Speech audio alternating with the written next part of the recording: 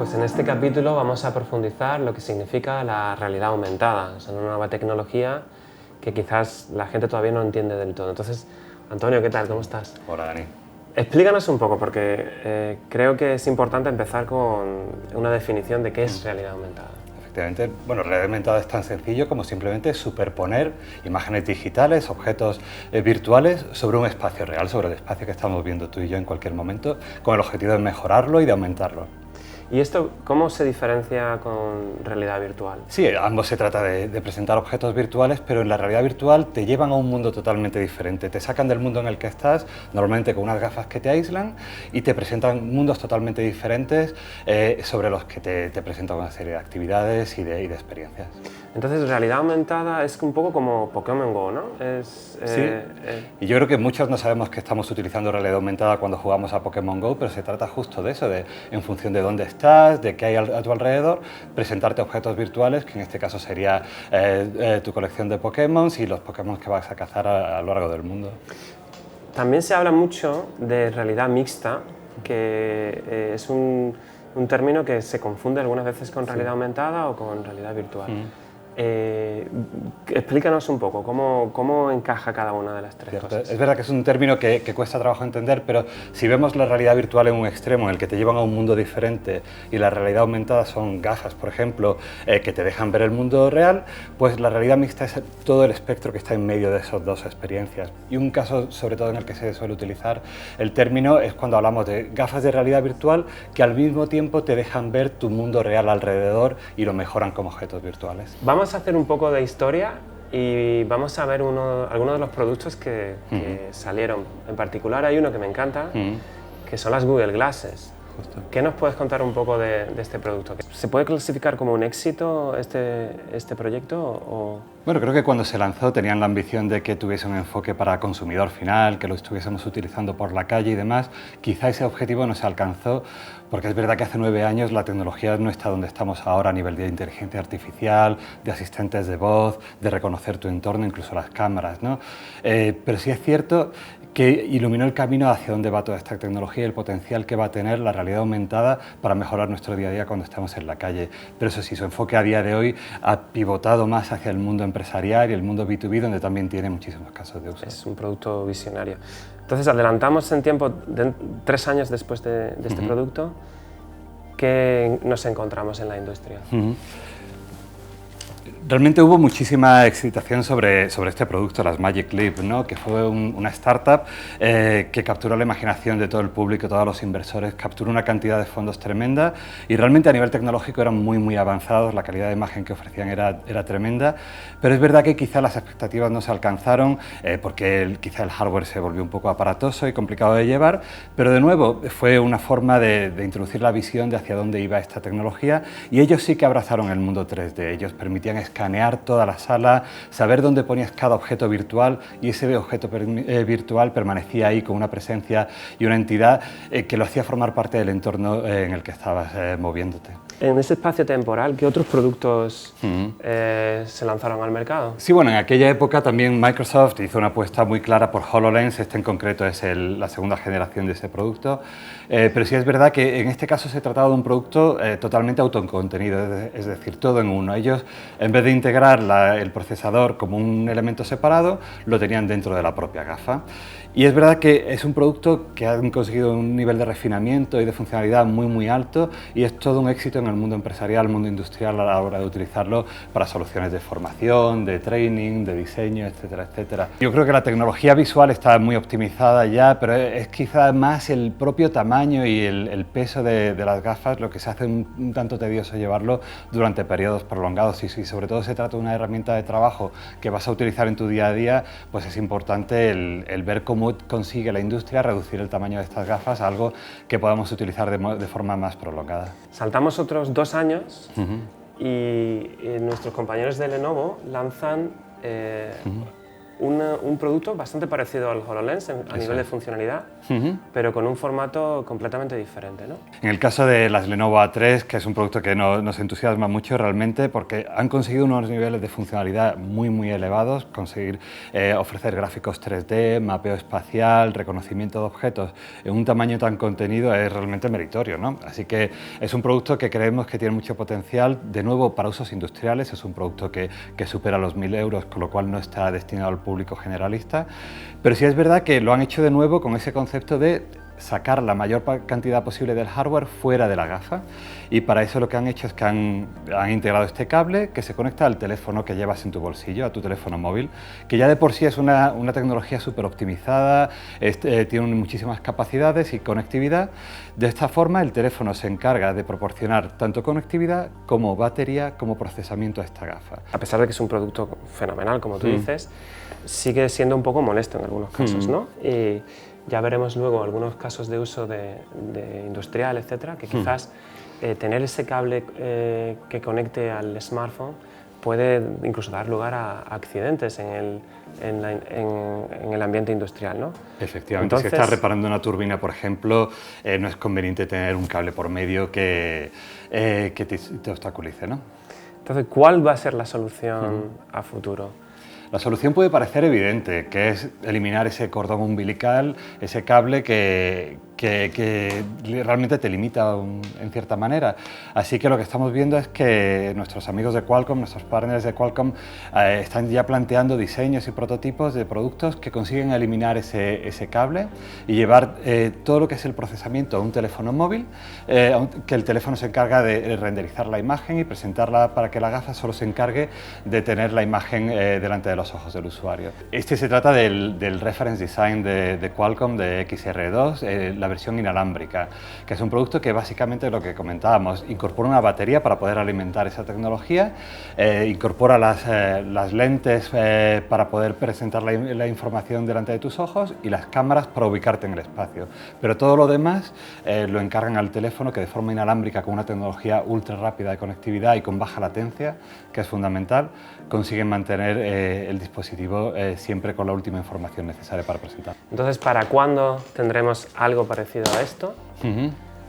A nivel de portabilidad y de ligereza, pero que tenga toda la potencia y toda la capacidad que estamos viendo en una arquitectura de referencia como las de Lenovo, como las de Qualcomm, etc. Sí, yo creo que conseguir unas gafas que sean indistinguibles de unas gafas como las que usamos en nuestro día a día todavía tiene un tiempo por delante. Yo creo que podemos estar hablando de una industria que tardará unos 5 o 10 años en alcanzar esa madurez que todos esperamos, pero mientras tanto hay productos que realmente ya enseñan el camino y son realmente prometedores. Yo no llevo gafas, pero si pesan esto y son tan chulas como estas, sí que me las voy a poner por la calle, así que... Sin duda. Pues nada, muchas gracias, Antonio. Nada, un placer. Bueno, hola Elena, ¿cómo estás? Muy bien. Muy bien, bueno, pues sabemos que la realidad aumentada está despuntando mucho en el mundo de las empresas, ¿no? ¿En qué sectores estáis trabajando ahora mismo? Sí, claramente la realidad aumentada encaja muy bien en las prioridades de las empresas, esa combinación del mundo real con una capa de nueva información. Donde estamos viendo más potencial en Telefónica Tech son en los sectores de industria, en sanidad, en retail y en turismo. Y en la parte de la zona industrial, ¿qué tipo de aplicaciones estáis desarrollando o dónde veis mayor potencial? Sí, pues tiene muchas aplicaciones, pero una donde estamos viendo que ya existe una aplicación inmediata es todo lo que tiene que ver con potenciar el papel que juegan los empleados que están en primera línea, ¿no? Por ejemplo, todo lo que es el darle secuencialmente todos los pasos que tiene que seguir un empleado cuando tiene que hacer un montaje que es complejo o tiene que hacer una supervisión. Entonces, a través, por ejemplo, de un dispositivo, de unas gafas, puede ir viendo superpuesto todos los pasos que tiene que ir dando, y es una de las grandes aplicaciones. Pero incluso se puede ir un poquito más allá y se está utilizando para asistencia técnica remota.